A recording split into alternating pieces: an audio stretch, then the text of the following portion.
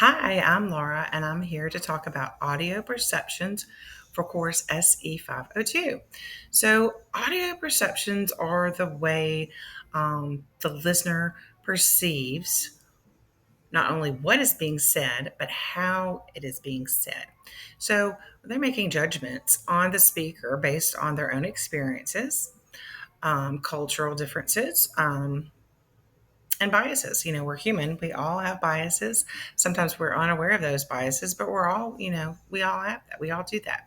Um, so, what is being said and how it is being said? So, for example, my own personal experience was with my son Joseph. He's 8 years old, and he is on the autism spectrum. He has some significant, moderate to significant receptive expressive language delays, and with that, he has echolalia. And he also has some sensory issues. He does not like the way some sounds feel on his mouth, that might tickle, like the puh and the buh. So when you're using those lips, it tickles and he does not like it. He can, articulate, but he doesn't like it. So with the parenting, as he gets older, so for instance, he might be asked, "Do you want a cookie?" And he might say, "Do you want a cookie?" Repeat the whole sentence, or he might just say cookie. So children will say, "Oh, he's copying me," stop it.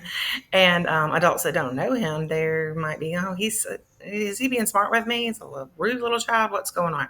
So when he was younger, he didn't have that. People accepted it. But as he gets older, that's starting to change.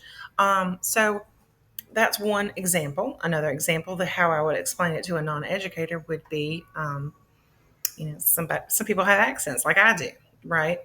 Um, and somebody might perceive that as maybe not being as smart as capable. The Southern accent doesn't have a great reputation in some ways.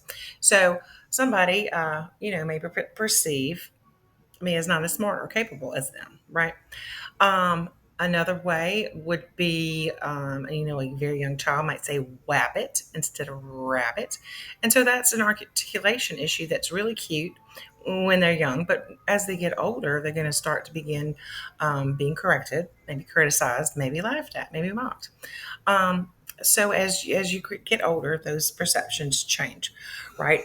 So one positive consequence that can come from this is the inclusive classroom environment.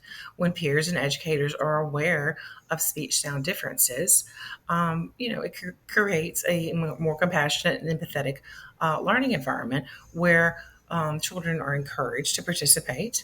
So that can boost a child's self confidence. A child that has a speech and sound disorder, they feel like they belong, and it teaches other children's patience and empathy, and that we're not all the same.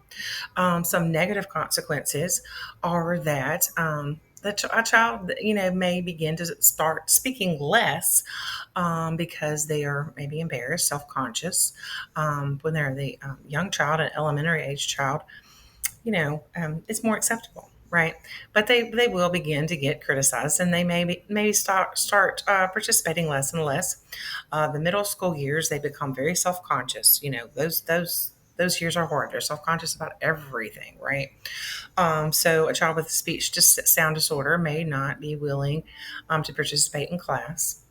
The academic may begin to dip. The expectations may be lowered, even though they may not have a cognitive disability or a learning disability, because we associate clear speech with clear thinking and intelligence.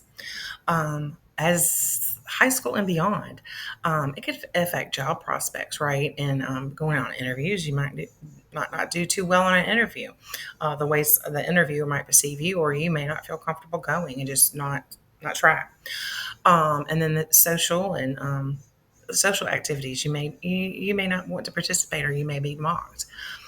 So these audio perceptions for people with speech sound disorders can persist and have a profound effect all the way from childhood to adulthood. But I think, with a more inclusive classrooms, more awareness, things will get better.